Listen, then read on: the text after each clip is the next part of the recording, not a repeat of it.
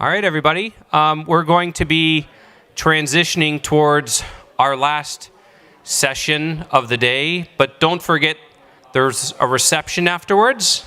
So first we're going to have our final session, and then we will have a reception afterwards. And I must say to everybody in the room, there will be wine at the reception, so please enjoy unless you're an undergrad, okay? So just notes about that. We're excited to announce the next section, which is very, very exciting. This session will be on what are the different approaches to AI regulation around the world and how best should we regulate AI. We're going to be first joined by speaker virtually, Angela Zhang, and then later another speaker, Anu Bradford, in person. And we're delighted to have Scott Walston as our moderator. Thank you very much. Thanks, Tim. Am I on? Yeah, it sounds like it. Okay, great. So thanks for having me to moderate this session. Thanks to Tim and Jonathan and the Georgetown Center. So here we'll be talking about what are different approaches to AI regulation around the world. Since at the moment I'm the only one here, you can either imagine me in a box so that it's Zoom, or imagine Angela here sitting right here with us, and Anu will be here shortly. So along with our obsessions with AI comes a push from around the world to regulate it somehow. The EU's AI Act is the most prominent, but California is on the verge of passing its AI Accountability Act, unless the governor signed it since half an hour ago. And there's legislation across states. By one count, there are 114 federal legislative proposals in Congress and 762 in the states. I think this particular count might be taking some liberties in what they consider to be AI regulation, but the numbers are big. So we're going to discuss these questions related to AI regulation. Are regulations warranted at all? What problems are they trying to solve? How do we balance trade-offs? What do different regulatory regimes look like? And more. So I'll first introduce Angela. Who's here. Angela Zhang is a leading authority on Chinese tech regulation. She's currently professor of law at the USC Gould School of Law. Before joining USC, she taught at the University of Hong Kong, the NYU School of Law, and King's College in London. Her newest book, High Wire: How China Regulates Big Tech and Governs Its Economy, was released in March 2024. It's featured in the New York Times, Bloomberg, Wired China, MIT Tech Review, and many other places. Angela, thanks for being here. Sort of being here, but for joining us. Well, it was lovely having the opportunity to speak at this wonderful conference, and how I wish that I could be there. And hello, all the audience, and my host, Scott, today. Yeah. Let's wait to talk about the sort of the whether regulation is justified question until we have both panelists here. And since your expertise is China, let's just start there. How does China at the highest level think about regulating AI? This is a very difficult question, right? I mean, as you know, China is an authoritarian country, and so it has a very ambivalent view towards AI. On the one hand, AI is expected to bring enormous commercial benefits and economic benefits for the Chinese society, right? And as everybody knows, the Chinese economy is not doing very well recently, and the government is trying their best and to think about solutions, how we can restructure the economy, because a lot of economists attributed China's economic slowdown to a more structural issue.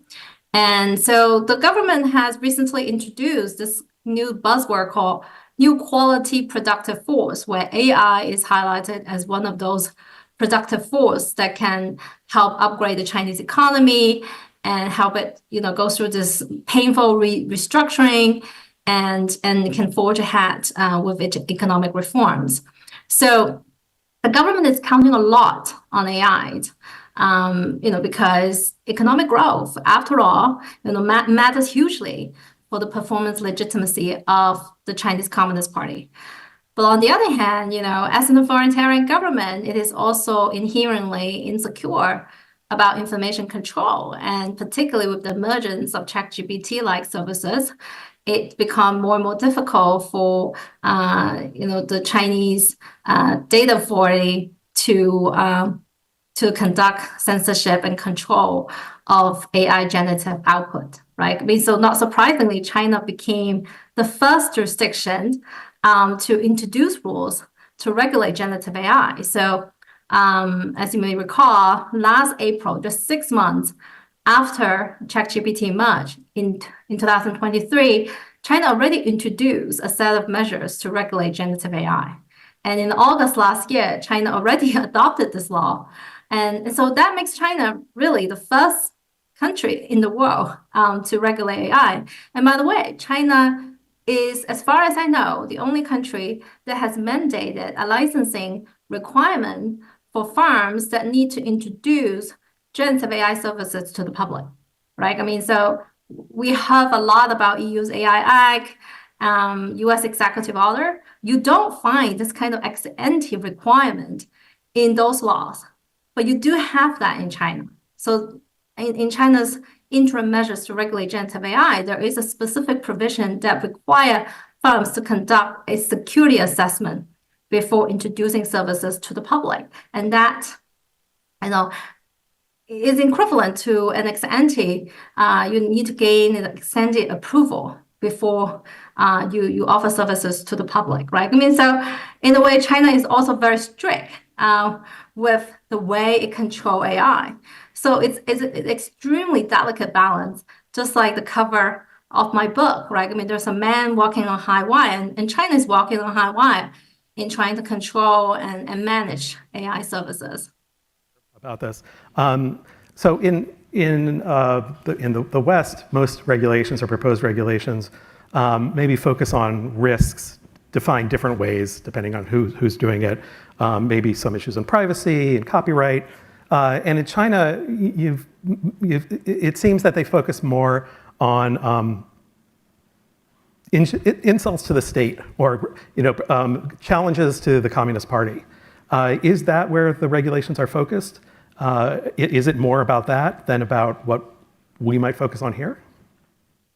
You raise a very good point, right? I mean, if you just look at the law itself, the interim measures to regulate generative AI services in China, they cover a broad scope, right? I mean, they want to regulate the violations of IP rights. They want to regulate violation of data privacy, discriminations, labor concerns, and of course, and also the content issues, as you alluded to, right? I mean, it covers very similar scope as you would see in US or in the EU, but the actual enforcement could be very different, right? I mean, so what truly matters in practice is this requirement of security assessment, right? Firms will need to conduct this assessment, kind of get the approval before they offer services to the public. And that is something that what truly matters for the firm's compliance.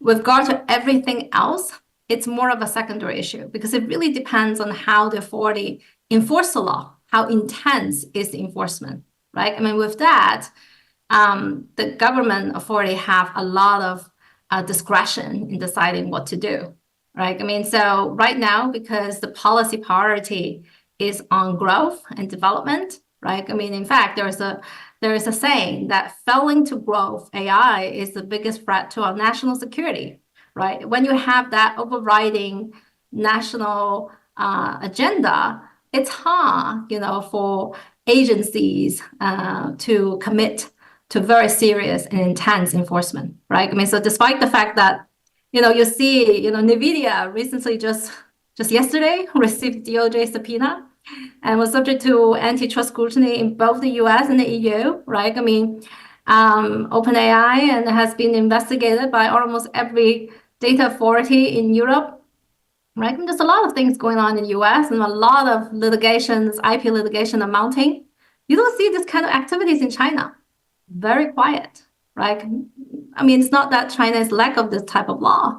It's a question of whether they have the view and, mostly they have the view to enforce it. If they want to enforce it, definitely they could, right? I mean, but so far, the enforcement has been extremely lax, right? So what truly, yeah. What are the various institutions involved in regulating AI in China? I mean, there's the Communist Party, which may have one objective. There's the army, which may have a similar objective, but not quite the same. Then there are all the companies, and they are, in addition to being in China, they compete around the world too. And how do all of those, how do they interact to create rules that are coherent and can be followed?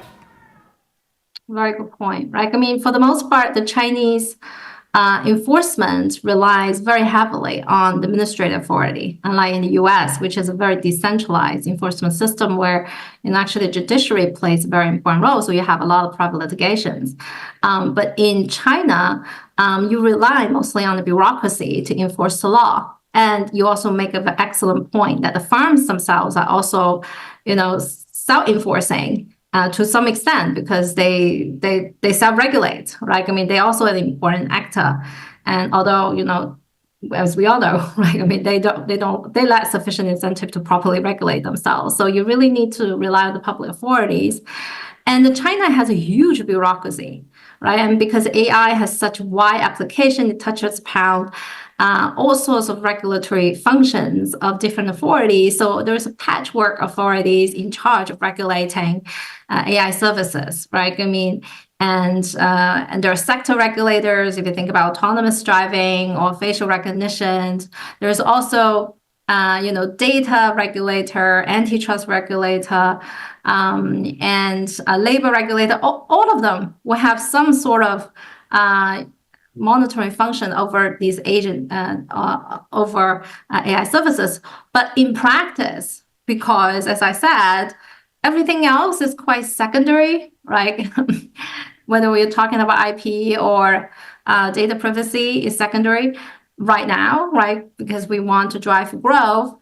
So what truly matters in terms of compliance and enforcement is the security assessment, and that authority lies with the Cyberspace Administration of China, the CAC, which is the main coordinator for data enforcement in China, and is mainly in charge of internet censorship and information control.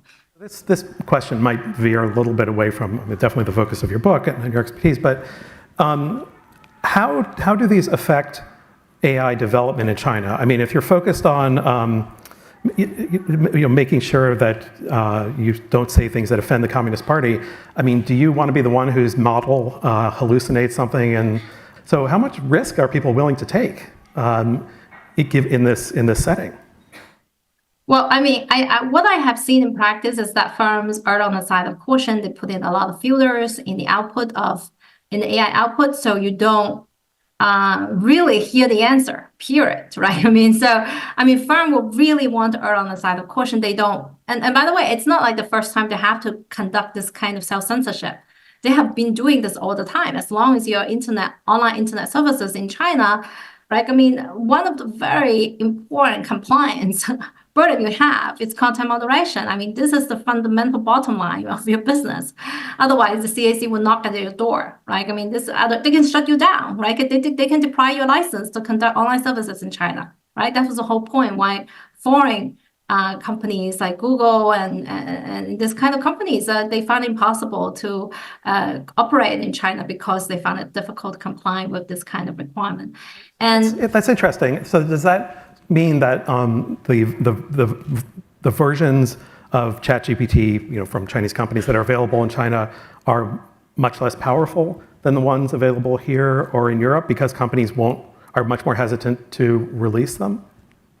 Well, there are two things happening here. First, Chinese firms, they are very closely behind the US firms, right? I mean, Mark Zuckerberg said the Chinese firms are just like 4 or 5 months behind us.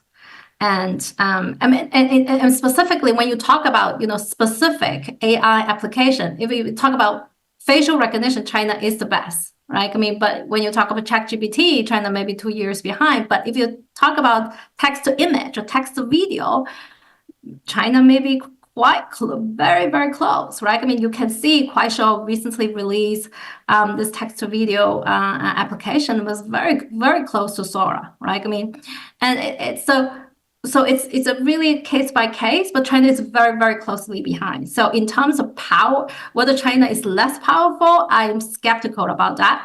But it is definitely less interesting, right? And because they have to censor and filter so many results because of this, political alignment. You're separating AI appropriately, I think, into two categories. One is generative AI, and the other is sort of all other kinds of AI. And I think you're saying that in generative AI, they're in terms of the speed that things happen these days, much further behind, whereas in other types of AI, maybe not behind at all, really.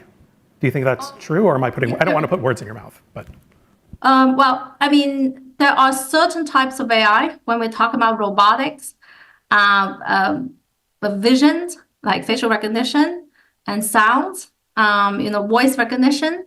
China is really at the cutting edge. I mean, China produced the world's most accurate facial recognition technology. And there's a reason behind it too. If you want to get into that. But generative AI, I think it really depends. When we're talking about GPT-like services, yes, China is maybe 2 or 3 years behind, but text to image, text to video, China is extremely close because this is a very new area, right? Now, the other thing I want to highlight is that despite the fact that China regulates those services that maintain quite strict regulation of those services offered to the public.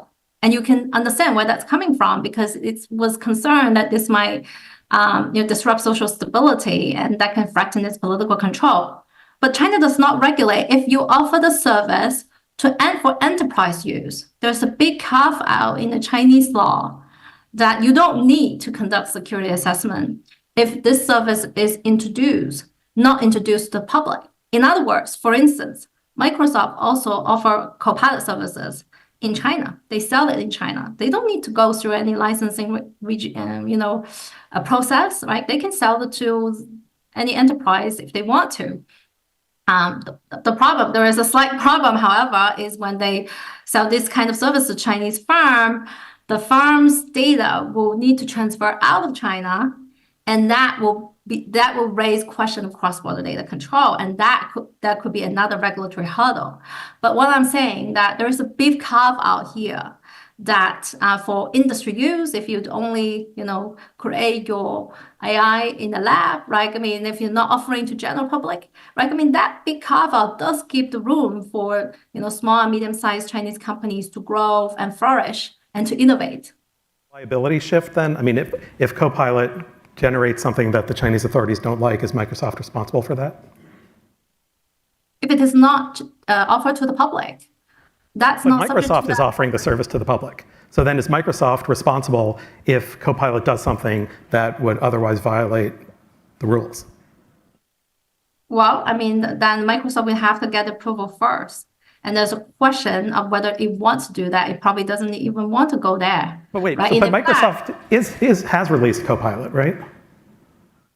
No, I think if they offer generative AI services, they will have to get the approval. If it is for general public, they will have to get approval. I don't think the company want to go there. They are so far only, offering the services for enterprise use, sell it to enterprise. So in effect, this kind of licensing requirement as kind of like a trade barrier in a way. But at the same time, you also can tell, American companies don't want to go into this market in the first place, right? OpenAI, they even publicly announced that we don't even want to offer API to Chinese firms, not even for enterprise use, not to say, we want to bother going through the CAC's licensing process to obtain approval. They don't even want to go there. Right? I mean, so now you see the bifurcation of the AI world. The Chinese firm cater specifically to their own Chinese domestic market. The US firms, they don't sell to Chinese public market because they know this is a tightly controlled area. How is a hypothesis to you that of how different regulatory regimes have affected the technological development, the development of AI? So here we focused. Here broadly, the West focused on risk, and people worry about whether the concerns are valid or not. They worry about all the bad things that might happen from AI, and so we could think about the risks. And we don't like facial recognition, and all kinds of. Some states have even completely banned it. But so far, most aspects of generative AI have not, they're not covered much at all, except I guess in the EU now. But in China, like you said, generative AI is behind, but these other aspects, like facial recognition, have moved ahead. Do you think that has anything to do with these regulatory regimes? Is this an example of how regulation can affect the direction of technology? Regulation is just one level of control, and obviously you need many other, things to make this happen, right? I mean, and at the end of the day, I think that the China's success can be attributed to its authoritarian model of governance. And it's not just unique to China. I mean, if you look at UAE, which is now fast developing into an AI superpower into some extent. I mean, people take UAE very seriously these days because it has also produced very powerful AI model, right? I mean, it's very similar. Authoritarian country, they do seem to enjoy certain type of advantages. It's not like that this kind of, democratic society, I also need to emphasize, they also have their competitive advantage. But in certain areas, authoritarian regime has some inherent advantage. First, they have greater demand to use AI technology, right? With facial recognition, for instance, right? I mean, the Chinese government is the major supplier and customer of facial recognition technology.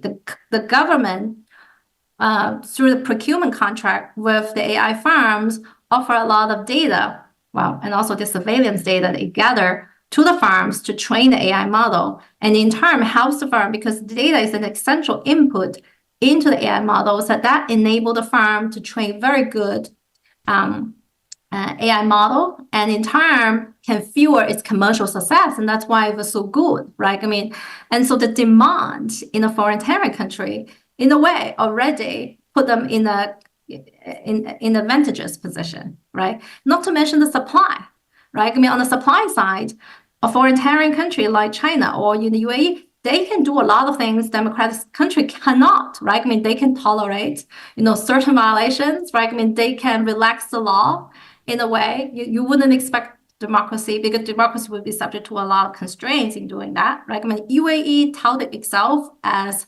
one of its competitive advantage is that we can allow firms to train on industrial data or, anonymized government data or hospital data, healthcare data. They wouldn't be able to have access to, this kind of firm would not be able to access to if they want to train them, get those data in the UK or the US, right? Because this is very, very controversial. But you can do that in UAE. And that's the advantage, right? I mean, have you heard UAE has any IP investigation or any litigation? You don't, right? I mean, so you don't, if you conduct your AI services in those countries, you have less regulatory worry to some extent, right? And that does give firm a slight competitive advantage. And obviously, regulatory environment is only one factor, at least for now. When I look at China, this is not something that is holding back the firms, right? If anything, Chinese government want to create an enabling environment for these companies, right? I mean, so it's interesting to say, actually regulation shouldn't be viewed as bad at all. Sometimes, in China, regulation could be good for business. It could be enabling for businesses and could be trying to send very positive and very friendly signal to the industry and entrepreneurs that the government actually is doing the best to try to help them. And not to mention the fact that, countries like China, UAE, they can mobilize a lot of resources. In the US, in the EU, they can also do that, but they can only do it to a much lesser extent than an authoritarian government, because Chinese government can really marshal resources from every corner of the society, right? From the industry, from academia, from trade associations, right? I mean, and they really implement and make it happen, right? And that's why, that's part of also the reason why you see EV really took off in China, and China now become the biggest EV manufacturer in the world just in a few years' time. Anu is here. I'll introduce her momentarily. But before she's actually up here, maybe we should see if there are any questions that are China specific before we sort of move on generally. Yeah, there's a question right there. I don't know, do you have microphones? How are you doing? Oh yeah, there's a microphone coming. Thanks. Hi, I'm Sabina. I'm an honours student from the University of Sydney in their School of Economics, but I'll be here for this semester studying on exchange at Georgetown. And earlier you mentioned something about how China's regulatory landscape sort of like had all of these like patchwork authorities. So yeah, I was just wondering, in light of that, has the Chinese government sort of faced any kinds of like coordination challenges with making sure that all of these separate bodies are sort of like acting in harmony, so to speak? A very, very good point. I mean, this kind of there is a long-standing literature on the power fragmentation in the Chinese bureaucracy, and precisely because each different agency have very different functions and objectives, so they often can conflict with each other. But there's also good side about that, in the sense that they also create an informal forms of checks and balance, right? So despite the fact that we don't have this kind of Western style of checks and balance, within the bureaucracy itself, we do observe this kind of informal checks and balance among different agencies with different objectives. Now, when it comes to AI enforcement, we see that very, very clearly. Like, I mean, when the first draft of the interim measures to regulate generative AI was introduced in April, it was quite strict, and it contained some provisions that are almost, no, I would say it's impossible for firms to comply with. And that sends a very negative signal to markets. Like, is China, does China want an AI industry at all? The reason is because the agency that introduced that draft, who was in charge of writing it in the first draft, was the Cyberspace Administration of China, which is the agency in charge of information control and censorship, and has no function in regulating the economy or growing the economy, right? I mean, so it doesn't care, right? I mean, it went all in and trying to regulate. But then, during the legislative process, other agencies chime in, and they actually formally participated in the process. And you see, when the final version came out, it was a significant dilution from the previous version.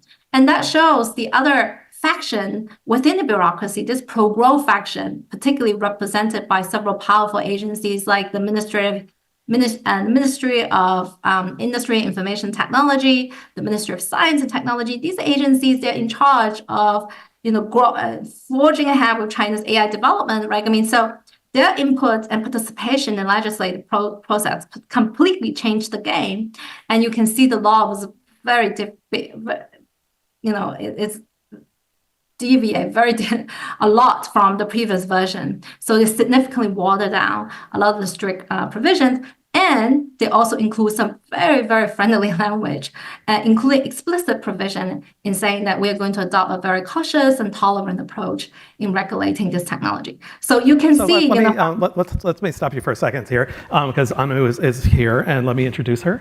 And then we can also discuss other things. So Anu Bradford is a leading scholar on the EU's regulatory power and digital regulation more broadly. She's currently the director of the European Legal Studies Center at Columbia Law School and a senior scholar at Columbia Business School's Jerome A. Chazin's Center for Global Business, and a non-resident scholar at the Carnegie Endowment for International Peace. Her newest book, Digital Empires: The Global Battle to Regulate Technology, was published in September of 2023 and was recognized as one of the best books of 2023 by Financial Times. Welcome. I know you had a hard time getting here. Thank you, thank you. My apologies for being late. I think Amtrak was letting me down a little bit, but I'm delighted to be here, so thank you. So you'll have to come back for the session on Amtrak and why trains are so bad in this country. I love to talk about that. Sometimes I can tell about the European ability to design something really well. So yeah, great counterexample. So let's come back in a little bit to the more philosophical question of why regulate AI, and the more concrete question of what exactly we're worried about. But tell us about the EU AI Act and what its effects have been so far. I mean, I know it's pretty new. Yeah. But we've just heard a lot about China, and the EU is the other place that is regulating more specifically. So. Yeah.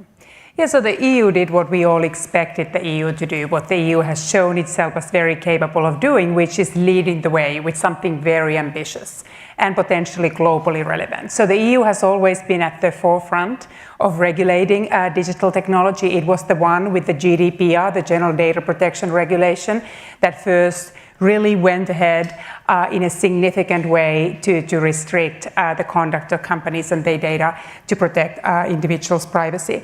And the same if you look at antitrust, other domains, the content moderation, the EU has been much more of the view that digital economy cannot be governed by tech companies alone.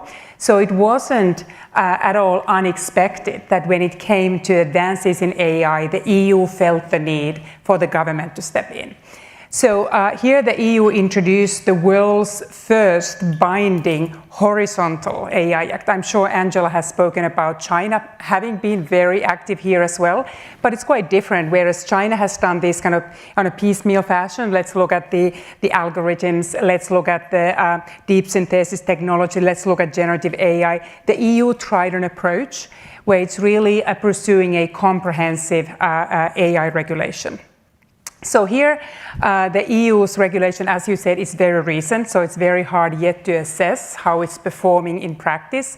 It was adopted in the spring, and it entered into force this August, so about a month ago. And then the companies have, it depends on the kinds of provisions, but some of those start being effective, meaning the companies need to comply with them within 6 months after that. So February will be the first deadline, then another deadline a year, and another one yet another year from the application. So we will see in the coming years how effective it will be. But already we are seeing that it is shaping the conversation, it is shaping the practices of the companies, and it is leading the other regulators around the world to pay attention on how you potentially then regulate AI. So if I say a few things about the EU's AI Act, what the main philosophy there is that it is a risk-based regulation, meaning that it is trying to draw a distinction as to the relative harmfulness of different types of applications of AI,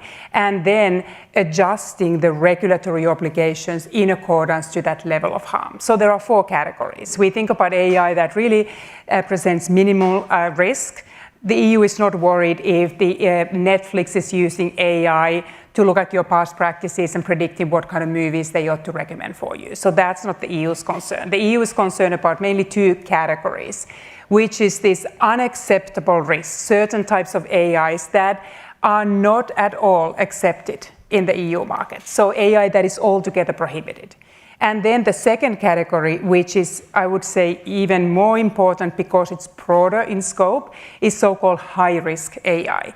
So AI that is not prohibited, but where it presents the kind of risks that it needs to then come with extensive regulatory obligations. So when we talk about settings in which individuals' fundamental rights, for instance, are affected, if we think about AI being used by banks to decide your credit worthiness, or then by institutions like Georgetown University, access to education in the EU context. So you are screening individuals' access to education or employment, access to credit, or so forth. So those are some examples of high-risk settings. Or then if we use it in, let's say, medical profession, you use AI in ways that then can affect individuals' health. So let me ask you a question. And I don't mean to put you in the position of defending what the EU is doing, but maybe you can explain their thinking.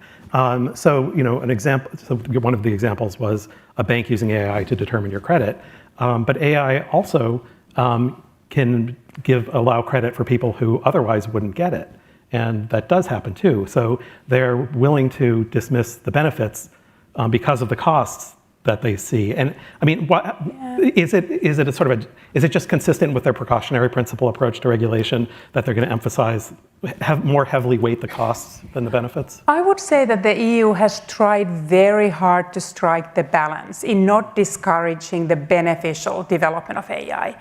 I don't think any economy, the EU included, can afford to forego the benefits that AI presents for societies.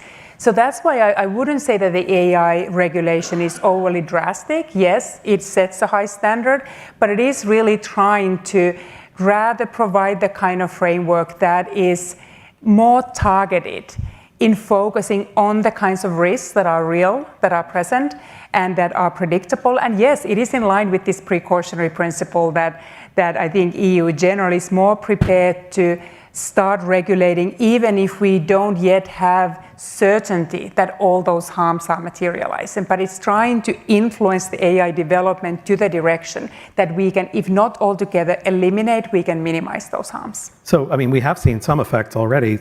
Apple said it won't release Apple Intelligence, and Meta won't release its multimodal model in the EU. And both Apple and Meta have showed this as examples of the EU AI Act being costly. But maybe that's a success. Maybe the EU doesn't think that those models have been tested sufficiently. Yeah, I think that's the right question to ask. That I certainly wouldn't want to say that all regulation is beneficial, but neither is all innovation. And I think that's ultimately the question that we need to ask, is that what kind of innovation are we trying to encourage with that regulation? So the same way that many have said, where is the European Google?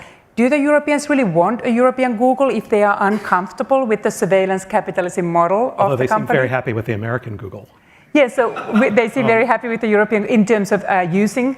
Yes. In terms of using, and I think that takes us to this big privacy paradox, for instance, that the individuals are more probably addicted to the products, even if they are not fully comfortable with the business model. But let me just visit your question that you said, that are the Europeans being, because this can be a real concern, that the Europeans would be deprived of some potentially beneficial innovations if the regulatory obligations are so strict that these companies decide that they are altogether deciding to then withhold the Europeans from having access to those applications. So first of all, I think it remains to be seen how long they can hold out.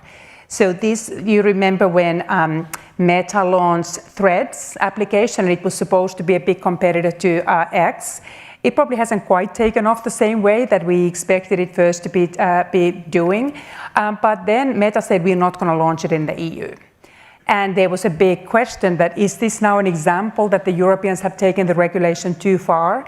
And the Europeans then need to actually back off, because the Europeans start being then really discontent and no longer support the regulation if they don't have these products. Ultimately then, after a while, Meta said that, look, we are going to launch Threads in Europe. It just took them a longer time to ensure that the company is compliant.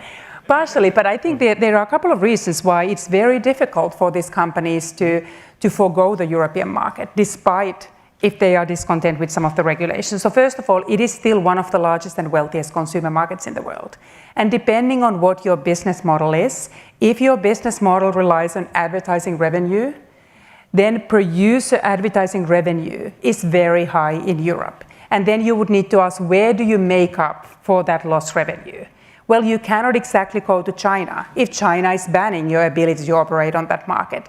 You can go to India, but then, or at least for now, but then the question is, your advertising per user revenue is much lower in India, so you need to pick up a lot more users in India to make up for what you're using in the EU. And then third, it's not only Europeans that are now worrying about regulation and moving to regulate these companies. I think the net is tightening around these companies in other jurisdictions as well. So comes a time when you say, well, actually, we don't have then access potentially to South Korea. What about Australia? What about to Japan, other markets? And who knows, potentially to the United States, the regulatory obligations might be also something that the companies are starting to confront in this market. So the momentum is towards greater regulation. Right. I mean, that's clear. At the beginning, I noted that by at least one count, there are 114 federal legislative proposals in Congress here, 700 something in states, although I said I don't know that I trust those numbers, but they're big numbers, whatever the real ones are. And so then, but that's maybe a good place to bring in the question of what should we be regulating? Well, you know, what's wrong? Like what problem are we trying to fix? And I'd like to hear that also, I mean, from the EU perspective or your personal perspective, and also from Angela in China. So I think this is a very big question, and there's not necessarily one answer only, given the multifaceted uses of AI technologies and various different harms that we talk about. So one is that we can probably draw the distinction between the more kind of long-term but potentially very severe, even existential harms. And And I'm personally having a harder time right now to sort of attach probabilities in the likelihood of AI obliterating humanity. At the same time, I'm watching very carefully what is happening, for instance, in California, when we are trying to really tackle these particularly harmful, powerful models that can really cause these what sort of would fall into the more existential risk categories. But then there are those risks that I am very worried about, and where the EU's AI Act is much more focused on and capable of tackling, which is those harms that are already present right now, that are really harming. Such as? For instance, if we think about the way AI amplifies existing problems with disinformation in the context of elections. So that is something that we can already witness is happening, and how there might be systemic risks that then potentially then put democracies, democratic institutions, elections at risk. But So then, that's one example. and that just leads into the question of who gets to decide what truth is, right? Well, I think that is already the issue that we have in the context of disinformation that the Europeans are trying to regulate with other regulations like the Digital Services Act. It's just that our relationship to truth and our ability even to be able to detect the truth from untruthful information just deteriorates with this amplified ability, with the combination of manipulated voice and video that AI can generate, that it is just hard for us anymore to know what is true and what is not. So that's one example. The other one I would say is the breach of fundamental rights. And this is something that I don't know if Angela already talked about. For instance, the way China uses AI-empowered facial recognition for mass surveillance. And this is something where the EU's AI Act is particularly strict in putting strict limits on the use of that kind of facial recognition. So those are the kind of harms that we already know the surveillance capabilities that the AI is then amplifying. And that's some of the risks that we certainly should be regulating if we take civil liberties seriously. So that's very different from China. Is that correct, Angela, as sort of the underlying reasons? Yes, indeed. But let me chime in one thing. When you guys were talking about the EU, like the two examples that you mentioned, and the Apple's delay, Apple Intelligence, and Llama delaying its latest update of Llama model, actually has less to do with the EU AI Act, but rather more to do with the pre-existing EU law, right? I mean, Apple Intelligence because of concern of interoperability requirement in the Digital Markets Act, which is a new law that was recently introduced. It's a competition law, it's an antitrust problem. And then Llama's delay has to do with the concern about GDPR and Europe's very tough data protection law. And in fact, I would see the GDPR posing, really serious challenge to AI firms operating in China. So EU AI Act, despite a lot of hype, and as a new, as already elaborated in advance, it really most of the provision hasn't come into force yet. Most of the provision will only come into force 2 years later, right? I mean, so it's a bit early to predict its full impact, but you can see, the EU competition law, EU GDPR, these are the laws that really posing even an immediate threat to this firm's operation in Europe. Quickly mention that I think it's so important what Angela is now explaining, that if you think about the regulation of AI, there are many in the EU who are really counting on for the coming years just really the GDPR to be a more potent tool. You have very experienced privacy agencies that can help deploy those laws that are much more established, that are better resourced. The same with the DMA, for instance. The whole antitrust apparatus then enhanced with the DMA is further along, and is potentially going to be the regulation that we rely on in the earlier years as well. So that the trick with the AI is that there's the whole kind of a supply chain of regulation that can be deployed at different stages of AI development. If we are trying to limit through privacy law the way some data is deployed and harnessed to train these models, or use the copyright legislations to again restrict the kind of data that is copyright protected that should not be then used for training these models. That's just one example of before we even get to the EU's AI Act or any AI Act for that reason. So how will we know if the EU's AI Act is successful or not, say 5 years from now? What should we be looking for? Yeah, I think this is a really tricky question, but something that every regulator ought to be asking itself. And I've often asked that, for instance, from the antitrust enforcers, what would the European market look like if the DMA managed to then make the market more competitive? Does it mean that there would be European players that also then potentially would be subject to DMA? The idea is that the answer today is that the market is more contestable. I guess in the case of the EU's AI Act, the idea would be that if it's successful, it has not delayed or at least significantly or prevented the emergence of beneficial applications of AI. So we see the kind of economic and societal progress, whether it would be greater productivity gains, whether it would be then greater solutions in the field of education or healthcare or agriculture or what have you. We would see that kind of progress. But at the same time, we would not have seen these incidents that unsettle individuals. We would not have seen AI fundamentally undermine democratic elections. We would not have seen the kind of safety risks. We would not have seen the instances that we already have had, for instance, where in the Netherlands, AI was used to allocate public benefits. And then we realized there was a big social security scandal when you had misidentified individuals that ought to be identified to benefit from that aid. So we would not see many examples of AI well, it seems like missing in the target. situations like that, it should be whether those sorts of mistakes are more or less frequent with AI, not Yeah, and I whether think they happen at all. I think that's absolutely important for us to think about. So we were, for instance, using AI in criminal justice and system and the kind of bias and discrimination that it can introduce.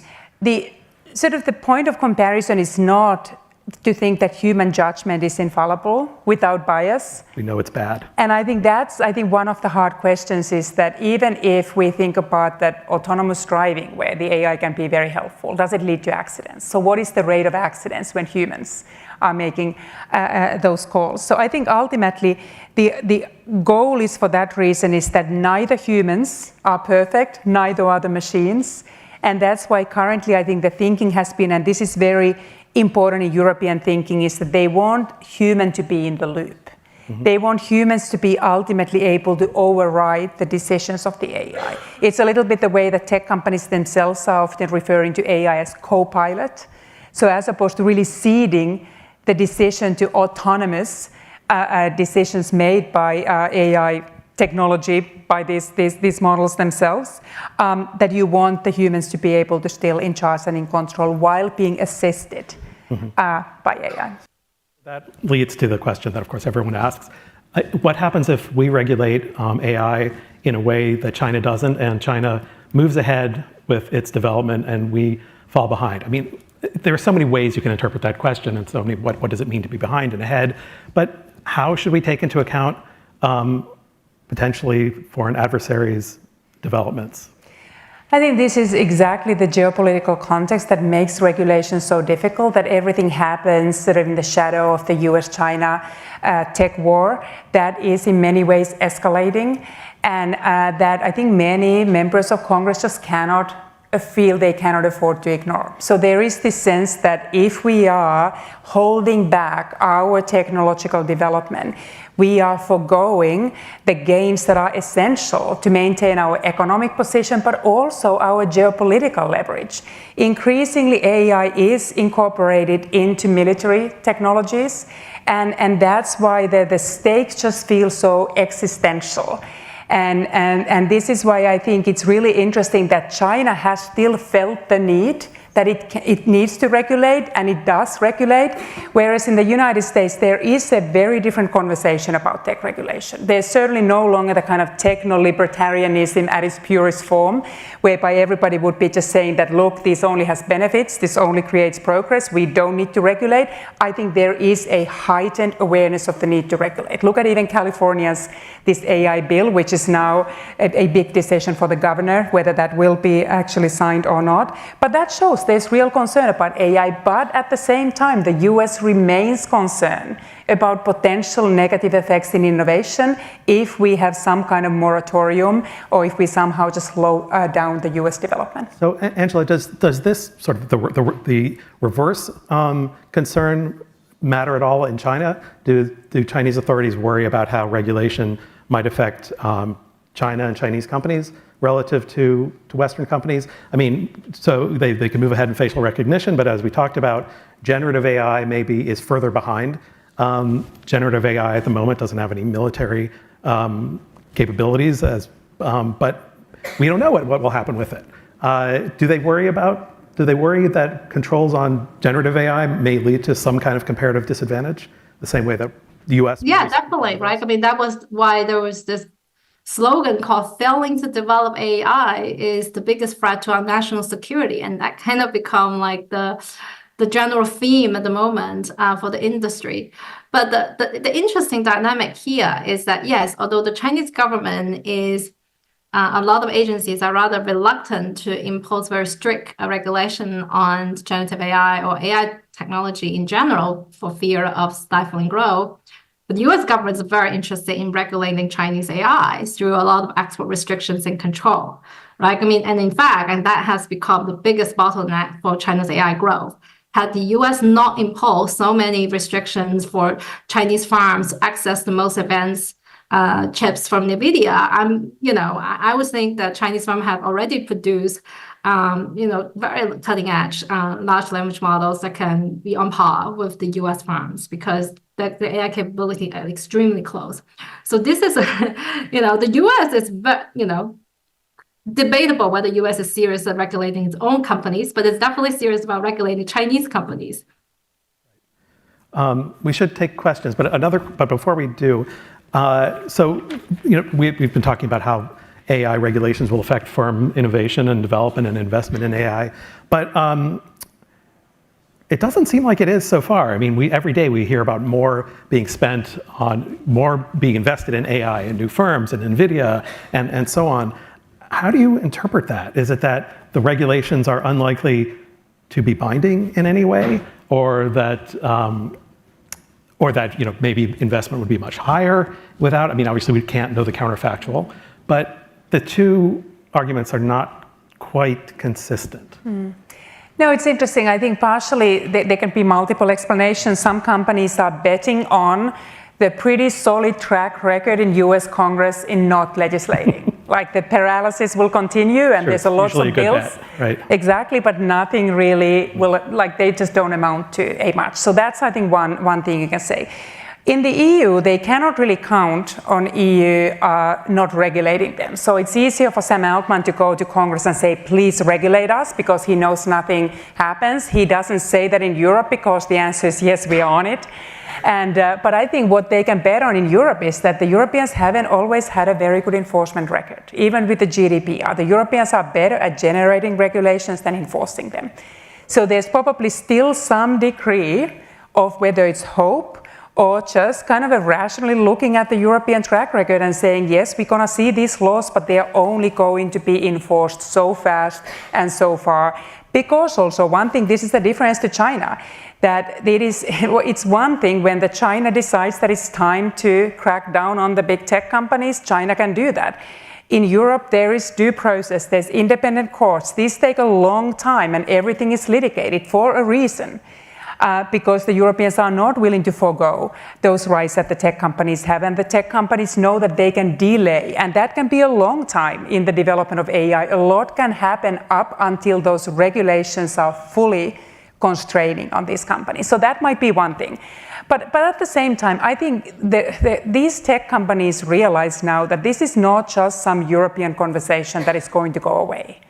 I think we've sort of shifted from talking about whether we regulate AI into how we regulate AI. So the question is just now, I think they are spending their effort in trying to affect the details of that development. And I think one effective strategy in the US is that you remind the congressmen how important it is to make sure that the US leads in technological development.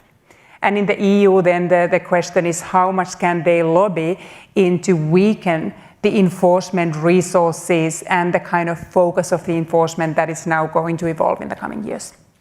Do we have questions? Yeah, right there. While we're waiting for the microphone, I don't know if somebody earlier in the conference pointed this out, but August 29th, 2-something p.m. was when Skynet became sentient in Terminator. So we passed that milestone, we're good. Hello, my name is Paige. I'm from King's College London as well. My research is on the use of AI in security and defense. How do you think the regulations in the EU and China would have an impact on defense? So I went to a conference on defense in May, just before the EU AI Act, and there was a lot of concern within the defense industry about how that would affect that industry in the EU. And there was a quote saying, at that time in May, there were about 80 large language models in the world, must be more now, the majority of which came from the US, more than a dozen came from the UK, nothing came from the EU. So, and you made a notion earlier about like, innovation-wise, what kind of innovation do we want? But then do you think that that kind of regulation would have an impact on EU, homegrown innovation, and how that would impact defense in general? Yeah. So, thank you.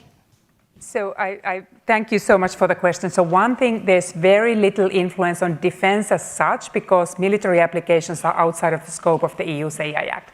For a simple reason that the EU doesn't have a competence over national security, it is the competence of individual member states. That is a huge omission, obviously, and something that the EU needs to think about now that it's also taking a hard look on whether the EU can remain so detached from having those greater geopolitical role and deeper defense integration, and whether there needs to be a shift towards greater national security competence at the EU level. So, but that in that sense, just to say that there's less of an impact on national security, but most of the military applications of AI come from a commercial sector. So today, so it's not that Pentagon is developing these AI technologies. They come from Silicon Valley, and then they are applied in the military context. So to the extent that you are restricting commercial development, it also has potentially a side effect then in the military side. One question I really appreciate when you mention innovation, and this takes us back to the Amtrak question and what the Europeans do well and what they don't do well. And one thing that the Europeans have not done well is that there are no big tech companies coming from Europe. So one question is this the innovation that should be invested in from Europe? But I want to answer another question. Is it because the Europeans' commitment to digital regulation that we don't see that much innovation in this space from Europe? And there my answer would be no. It's not because of the GDPR. It's not because of the commitment to antitrust. And at the same time, I would want to say that the reason why the US has been so successful in this domain, it's not because of the lax digital regulation. I think there's 4 things that explain much better the innovation gap between the US and the EU. So one is there's no digital single market in the European Union. It's very hard to scale your tech companies when you face 27 different, often languages, but also then different regulatory structures. So that's one. Second, there's no deep integrated capital markets union in Europe. It is much harder to fund your tech innovations, including your AI startups. The European firms do really well on the first few funding rounds, but as soon as they need more money, they need to turn to US venture capital or they are acquired by the leading US tech companies. Third, legal frameworks and attitudes towards risk-taking. The bankruptcy laws are punitive in Europe. You go bankrupt and you are done. There is no second chance for you. And that discourages the kind of disruptive innovations that is absolutely crucial for domains like AI. But also culturally, the Europeans are more risk-averse. So I think there's more stigma around failure. Whereas in the US, that's kind of a rite of passage. You fail big time, then you go and raise more money and they give you more money because it seems to be you working on big things. And the fourth issue is, I think this is really important. It ties it really nicely to the question of China as well. The Americans have been much more successful in attracting the world's best talent to the US. And that is fueling the US innovations. If you look at just the number of over $1 billion startups that have an immigrant founder, it's over 50% in the US. And this is very true if you look at any statistics in AI. The US benefits from massive brain drain, including from China. But now you see to some extent that reversing. Some of those top Chinese scientists are going back to China or are remaining in China because the US is not welcoming them. And that can be self-defeating. We need to understand how much through our universities, the Georgetowns and Columbias and others, we are attracting immigrants who then often stay and benefit the labor market. And if we really want to tighten those immigration policies, we need to be careful what kind of implications that has for the innovative I capabilities. think that's a really good point. Our politicians are intent on killing the golden goose. But I mean, it's a little late to start into this, but do you believe then that sort of the focus on AI regulations per se might be misguided isn't the right word, but not the right way to focus? That they should be looking at some of these other things that you've been talking about? I think both. I really don't see these as alternatives. I think by if the Europeans now decided to let's just get rid of the AI Act, I can tell you those AI companies would not emanate from Europe 5 years from now, unless the Europeans also work on those other pillars of tech ecosystem that is so important for the European tech companies to thrive. So the only concern that I have about this focus on regulation, if that saps all the energy and the political attention, and then the Europeans refrain from building those other blocks at the same time. There's nothing, at the same time, the American competitiveness and innovation culture would not be destroyed if there was a federal privacy law or if there was regulation on AI. That would not dismantle this country's capital markets or would not prevent the immigrants from coming here or rewrite the bankruptcy laws. So I think you don't need to make this, I have this new article where I call it a false choice. I think you can have both. I think the AI Act is immensely important, and I hope the Europeans will enforce it well. But I also very much hope that the Europeans realized how imperative it is for them to work on those other pillars as well. Maybe one more question. Yep, right there.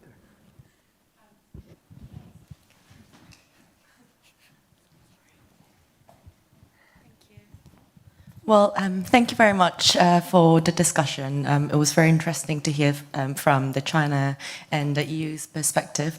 And I personally think the work that you've been doing from the EU, is very important work for the humanity, and balancing the benefits and restraining some of the negative impact from the AI is very important.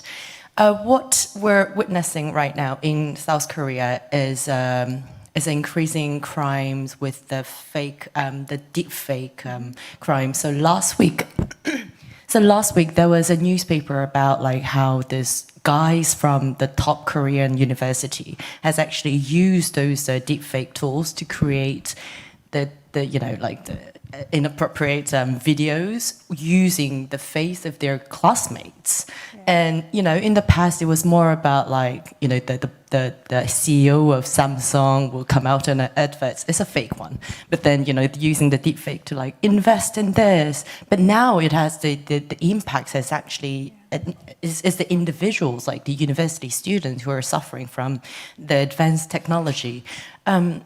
What I see is that regulations, the definition of regulation may differ depending on what are the risks within the countries they define. For EU is different, for China is different. So even if we're talking about regulation, it could be completely different things with different purpose. But I think if one thing that we can all agree in this room across the world is the misusage of those technologies such as deepfake, and we don't want our brothers and sisters to be on those kind of videos. And I feel like this is one thing that the countries can really work together, including China, try to work together to make sure there's some sort of guidelines for to minimize those impacts. Yeah, so that's an excellent question, and we know that's a huge issue.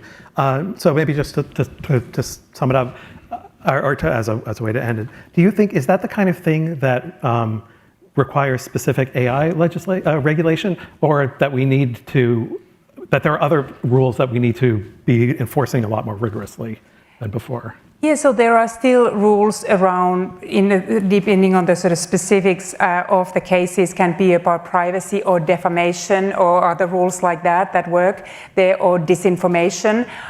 So it's not necessarily that you always need an AI-specific ones, but when those rules were not written with the sort of the skills of the AI systems in mind, they can often then fall short, or their remedies may not be appropriate given the extent of the harms, when we can have many more far-reaching harms at the era of AI. But I really want to just sort of recognize the importance of the spirit of your question and the invitation to consider that even if we highlight these differences between China and the US and the EU, South Korea, the rest of the world, I think there are still some challenges that are common to humanity. And where we would also need to make sure that we sit down, that the United States and China, and say that neither wants to have AI in the hands of the bad actors that can really sort of threaten the fundamental safety of individuals. That's not an ideological question. And I think we sometimes talk about whether we focus on risks or whether we focus on rights. And when we focus on rights, we're probably never going to come, at least in the near future, into an agreement on the use of facial recognition for mass surveillance. China and the US and the EU have differences there. But there are issues around safety where we could really think about the greater collaboration among various national AI safety institutes where we exchange information and make sure that we can collectively benefit from the advances in identifying those risks and making sure that AI is safe for all of us. All those questions are not ideological. The same thing also when it comes to arms control. Even at the height of the Cold War, there were arms control treaties between the Soviets and the US. And I really want there to be conversations between Chinese and the US of how we develop military AI, because that's also absolutely imperative for the global stability. So I think that's a good place to leave it. So please join me in thanking our panelists. I thought that was really interesting. Thank you all. Thanks so much. Yeah, you're going to. Thank you very much for everybody in attendance, both in person and online. Was that not one of the most exciting discussions you've heard on AI and policy debate to date? That was just exceptional. I mean, that speaks to the high quality of speakers that are here, both in person and virtually, but also the high quality of moderation that occurred here on stage, but also the amazing questions that we got from the audience. And that speaks to the overall objective for the purpose of this AI in Action conference series that John Timmis and I founded roughly 2 years ago. The objective that we try and create here is to generate a platform where we can bring together industry experts, academics, and policymakers to discuss real things related to AI. Our objective is to become one of the world-leading locations where we do that discussion, and we're able to do so with both the speakers, the participants, the moderators, and everybody here in the audience. And it's also not possible without the immense support and help that we've gotten from our entire team, and that includes Andrea Moretti, Caroline Warren, and Caroline DeRover at the World Bank. We thank you very much for that, and also my partner, John Timmis. I also want to thank Sam Ransbottom. We would not have been able to do as much as we could have done today without your help, as well as you, Scott. So thank you very much for everyone today, and we look forward to seeing you at next year's event. Thank you.